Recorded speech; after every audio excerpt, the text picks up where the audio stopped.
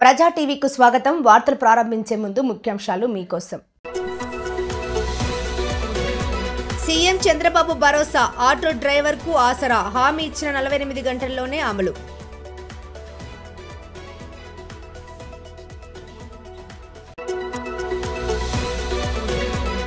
Transgenders కి అన్ని విధాల అండగా ఉంటారని హామీ ఇచ్చిన న్యాయశాఖ మంత్రి ఫారూక్. కృతజ్ఞతలు తెలిపిన ట్రాన్స్జెండర్స్.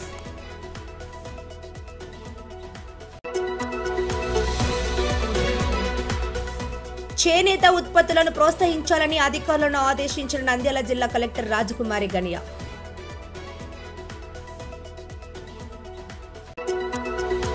మహానందీశ్వర స్వామి వారి దేవస్థానంలో ఘనంగా జరిగిన శ్రీ స్వామి అమ్మవారి సాయంకాల పల్లకి సేవ.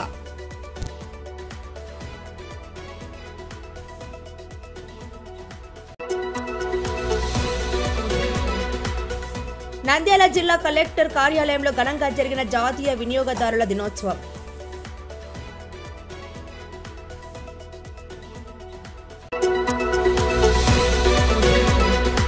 నంద్యాల పట్టణంలోని బాల అకాడమీ పాఠశాలలో ఘనంగా జరిగిన సెమీ క్రిస్మస్ వేడుకలు.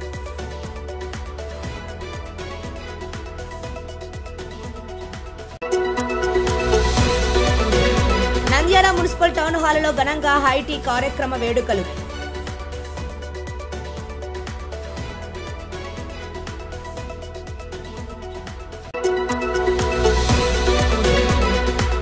పెంచిన విద్యుత్ ఛార్జీలను తగ్గించేందుకు పోరుబాటులో పాల్గొని విజయవంతం చేయండి ఎమ్మెల్సీ ఇషాక్ బాషా.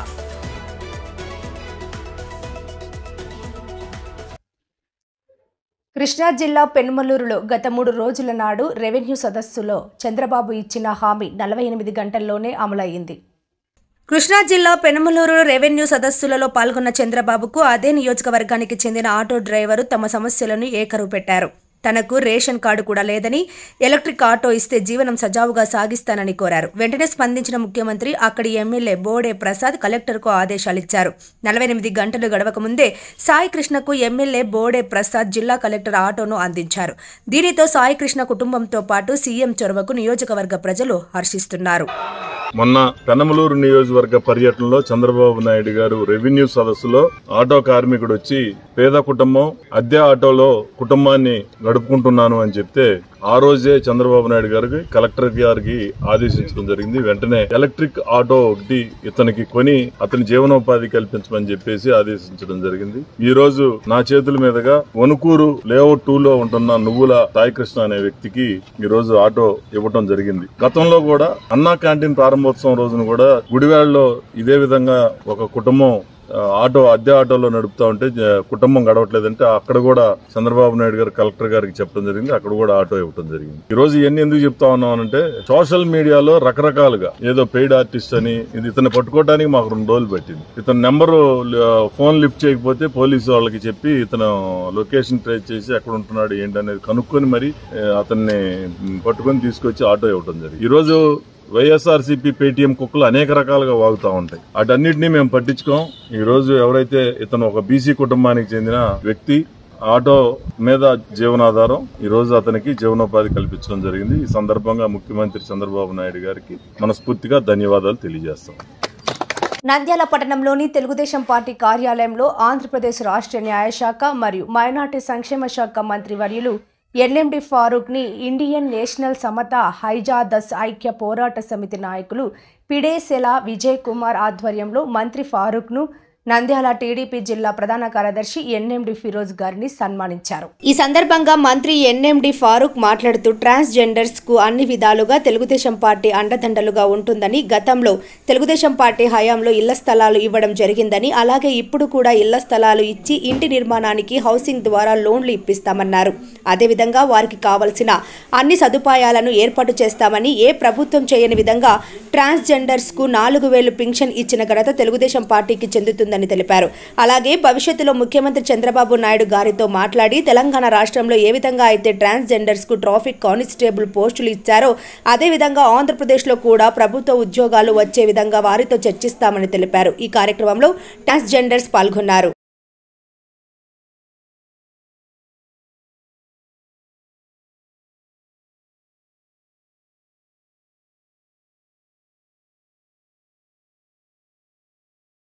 చేనేత ఉత్పత్తులను ప్రోత్సహించి చేనేత కార్మికులకు చేయూతను అందించాలని నంద్యాల జిల్లా కలెక్టర్ రాజకుమారి అన్నారు. కలెక్టరేట్లోని పీజీఆర్ఎస్ హాలులో ప్రజా సమస్యల పరిష్కార వేదికలో భాగంగా బనగానపల్లె మండలం నందివర్గ గ్రామ చేనేత స్టాల్ను ప్రారంభించి అధికారులందరిచే కలెక్టర్ చేనేత వస్త్రాలను కొనుగోలు చేయించారు. ఈ సందర్భంగా జిల్లా కలెక్టర్ రాజకుమారి మాట్లాడుతూ చేనేత వస్త్రాలను ప్రతి వారం ధరించాలని ప్రభుత్వం ఉత్తర్వులను జారీ చేసిందని, ఈ మేరకు ప్రభుత్వ ఉద్యోగులందరూ చేనేత వస్త్రాలు ధరించి చేనేత ఉత్పత్తులను ప్రోత్సహించాలన్నారు.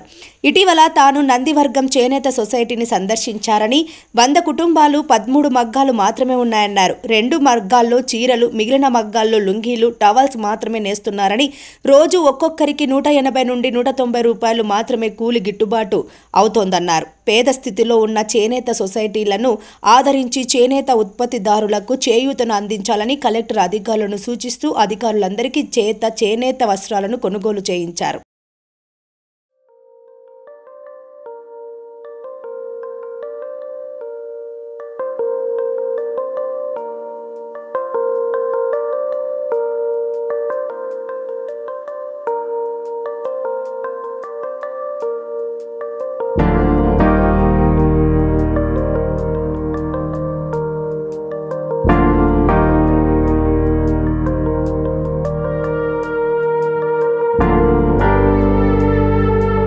నంద్యాల జిల్లా నల్లమలలో వెలసిన ప్రముఖ పుణ్యక్షేత్రమైన మహానందిలో కామేశ్వరి సమేత మహానందీశ్వరుడికి పల్లకి సేవను వేద పండితులు, అర్చకులు ఘనంగా నిర్వహించారు. ఆలయ కార్యనిర్వహణ అధికారి నల్ల కాల్వ శ్రీనివాసరెడ్డి ఆధ్వర్యంలో జరిగిన ఈ కార్యక్రమంలో వేద పండితులు రవిశంకర్ అవధాని, ఆంజనేయ శర్మ, నాగేశ్వర శర్మ స్వామి అమ్మవార్ల ఉత్సవ మూర్తులను విశేషంగా అలంకరించి స్థానిక అలంకార మండపంలో కొలువు తీర్చారు. అనంతరం గణపతి పూజ, పుణ్యవచానం, అలంకార పూజలు శాస్త్రోక్తంగా నిర్వహించారు. అనంతరం ఆలయ ప్రకారంలో పల్లకి సేవను వైభవంగా నిర్వహించారు. కార్యక్రమాన్ని అధిక సంఖ్యలో భక్తులు తిలకించారు.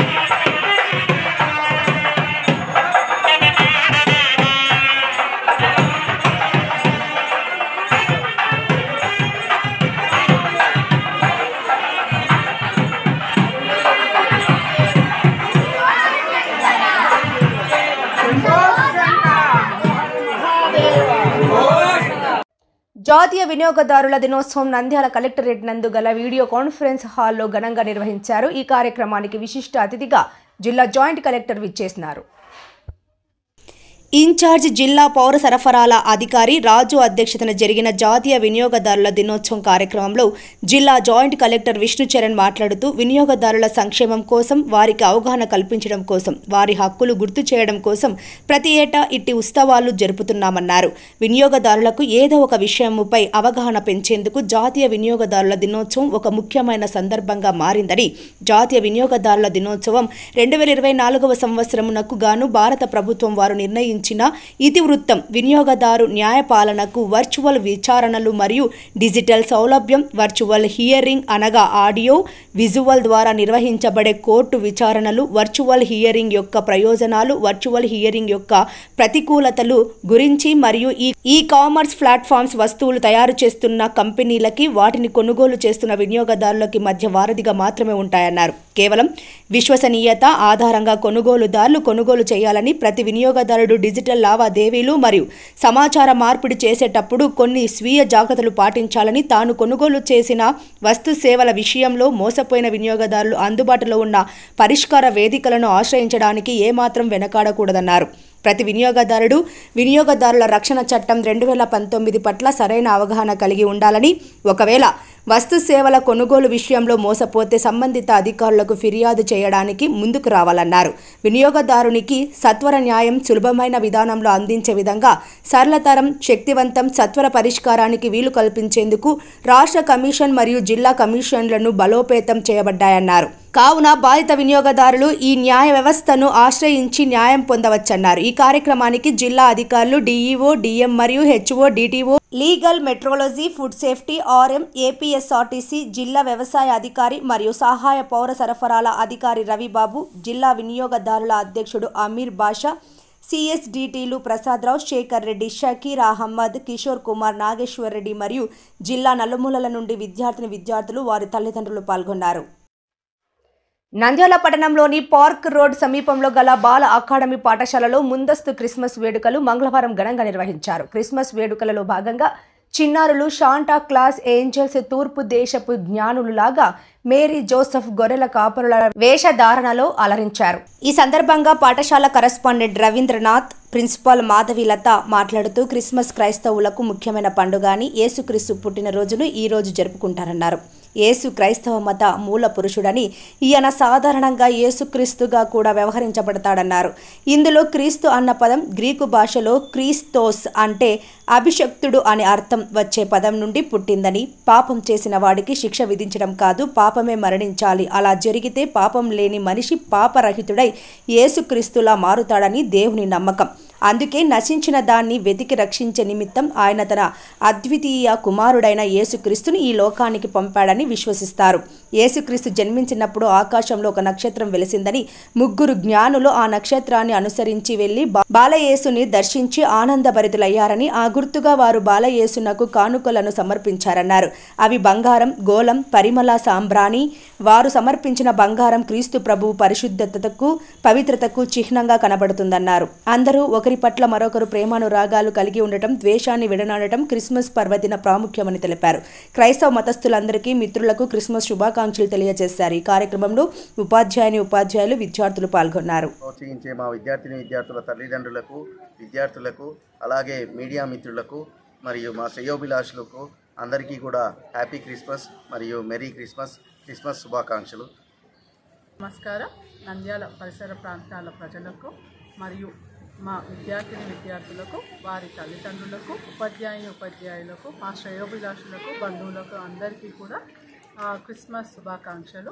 ఈ క్రిస్మస్ అందరి జీవితాల్లో సంతోషాన్ని, ఆనందాన్ని నింపాలని కోరుకుంటూ మా బాల అకాడమీ తరఫున ఆ ప్రభుని వేడుకుంటున్నాం. Respected teachers and children, my name is Anaga. I am studying in UKG. My school name is Bala Academy. Today I am telling about Christmas speech. Christmas is a famous festival. It is celebrated on 25th December. December 25th. Jesus Christ was born on this day, so people celebrate his birthday as a festival called Christmas. Santa gives a lot of gifts. Wish you all a happy Merry Christmas. Thank you, Ananda. Well, my name is Balaparnit. I am studying in UKG. My school name is Bala Academy, Silver Rocks. Today I am share about Christmas speech. It is dated on 25th December. Jesus Christ was born on this day, so people celebrate his birthday as a festival called Christmas. Santa gives a lot of gifts. Wish you all happy Merry Christmas. Thank you. Happy Christmas to my teacher, my friends. You celebrate Christmas on 25th December every year. God Jesus Christ was born on this day. Christian people go to church to pray on this day. It is our festival is people can everyone. Thank you. Very good. ప్రజలందరూ సుఖ సంతోషాలతో ప్రతి కుటుంబం ఆనందంగా ఉండాలని నంద్యాల జిల్లా collector రాజకుమారి అన్నారు. సోమవారం నంద్యాల పట్టణంలోని మున్సిపల్ టౌన్ హాల్లో ఘనంగా ఏర్పాటు చేసిన హైటీ క్రిస్మస్ 2024 కార్యక్రమంలో జిల్లా కలెక్టర్ ముఖ్య అతిథిగా పాల్గొని జిల్లా ప్రజలందరికీ క్రిస్మస్ శుభాకాంక్షలు తెలిపారు. ఈ సందర్భంగా జిల్లా కలెక్టర్ రాజకుమారి మాట్లాడుతూ రాష్ట్ర ప్రభుత్వ ఆదేశాల మేరకు జిల్లా యంత్రాంగం ఆధ్వర్యంలో ఘనంగా క్రిస్మస్ హైటీ కార్యక్రమంలో సంతోషకరంగా ఉందన్నారు.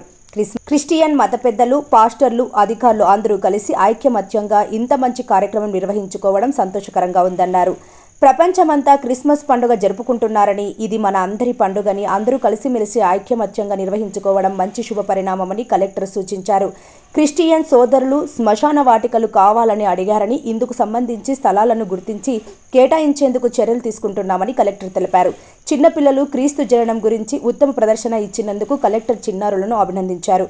ఈ కార్యక్రమంలో డాక్టర్ ఎల్ ఇమాయినేల్, విజయభాస్కర్, ఏసన్న, మణిభాస్కర్, సుందర్, రాజు, పీటర్, జానయ్య, కిరణ్ కుమార్ తదితరులు జిల్లా అధికారులందరూ పాల్గొన్నారు. కూటమి ప్రభుత్వం పెంచిన విద్యుత్ ఛార్జీలను తగ్గించేందుకు వైఎస్ఆర్సీపీ చేపడుతున్న పోరుబాటలో వైఎస్ఆర్సీపీ పార్టీ నాయకులు, కార్యకర్తలు, అభిమానులు, విద్యుత్ వినియోగదారులు, ప్రజలు అందరూ పాల్గొని విజయవంతం చేయాలని MLC Ishaq Basha, municipal chairperson Mabunisa, YSRCP నాయకులు పిలుపునిచ్చారు. మంగళవారం మాజీ ఎమ్మెల్యే శిల్పా రవిచంద్ర కిషోర్ రెడ్డి నివాసంలో వైఎస్ఆర్సీపీ అధినేత, మాజీ ముఖ్యమంత్రి వైఎస్ జగన్మోహన్ రెడ్డి ఆదేశాల మేరకు ప్రజలపై విద్యుత్ ఛార్జీల అదనపు భారాన్ని మోపుతున్న కూటమి ప్రభుత్వ వైఖరికి నిరసనగా డిసెంబర్ 27వ తేదీన పార్టీ శ్రేణులు ప్రజలతో సంయుక్తంగా ర్యాలీగా వెళ్లి విద్యుత్ శాఖ కార్యాలయంలో ఆ శాఖ అధికారులకు వినతిపత్రం సమర్పించే కార్యక్రమంలో భాగంగా MLC Ishaq Basha, municipal chairperson Mabunisa YSRCP party నాయకుల సమక్షంలో కరెంటు ఛార్జీల బాధుడిపై వైఎస్ఆర్సీపీ అనే పోస్టర్ను ఆవిష్కరణ చేశారు. ఈ సందర్భంగా MLC Ishaq Basha, municipal chairperson Mabunisa మాట్లాడుతూ కూటమి ప్రభుత్వం అధికారం చేపట్టిన 6 నెలల కాలంలో 2 సార్లు విద్యుత్ ఛార్జీలను పెంచి విద్యుత్ వినియోగదారులపై పెనుభారాన్ని మోపారన్నారు. వైఎస్ఆర్సీపీ అధినేత, మాజీ ముఖ్యమంత్రి వైఎస్ జగన్మోహన్ రెడ్డి ఆదేశాల మేరకు ఈ నెల 27వ తేదీ అన్ని విద్యుత్ శాఖ కార్యాలయం ఎదుట కూటమి ప్రభుత్వం పెంచిన విద్యుత్ ఛార్జీలను తగ్గించాలని డిమాండ్ చేస్తూ విద్యుత్ శాఖ కార్యాలయాల వద్ద అధికారులకు వినతి పత్రాన్ని సమర్పించే కార్యక్రమాన్ని చేపడుతున్నామని తెలిపారు. ఈ పోరుబాటలో పెద్ద సంఖ్యలో వైఎస్ఆర్సీపీ నాయకులు, కార్యకర్తలు, అభిమానులు, విద్యుత్ వినియోగదారులు, ప్రజానీకం హాజరై కూటమి ప్రభుత్వానికి తమ నిరసనను తెలియజేయాలని, కార్యక్రమాన్ని విజయవంతం చేయాలని కోరారు.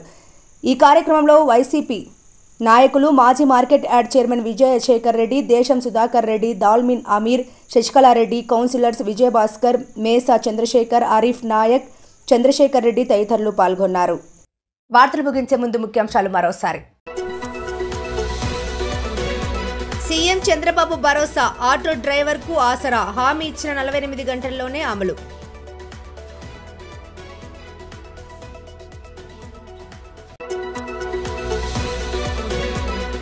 ట్రాన్స్జెండర్స్ కి అన్ని విధాల అండగా ఉంటారని హామీ ఇచ్చిన న్యాయశాఖ మంత్రి ఫారూక్, కృతజ్ఞతలు తెలిపిన ట్రాన్స్జెండర్స్.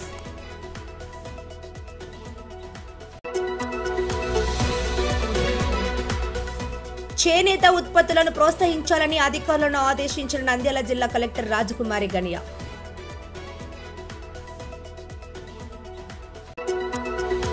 మహానందీశ్వర స్వామి వారి దేవస్థానంలో ఘనంగా జరిగిన శ్రీ స్వామి అమ్మవారి సాయంకాల పల్లకి సేవ.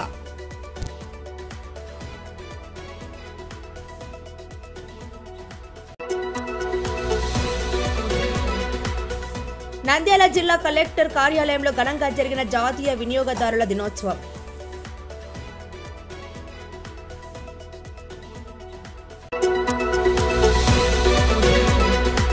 నంద్యాల పట్టణంలోని బాల అకాడమీ పాఠశాలలో ఘనంగా జరిగిన సెమీ క్రిస్మస్ వేడుకలు.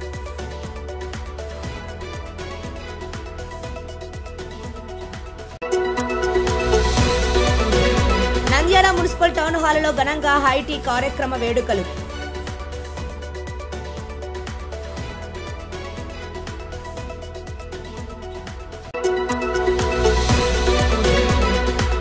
పెంచిన విద్యుత్ ఛార్జీలను తగ్గించేందుకు పోరుబాటులో పాల్గొని విజయవంతం చేయండి ఎమ్మెల్సీ ఇషాక్ బాషా.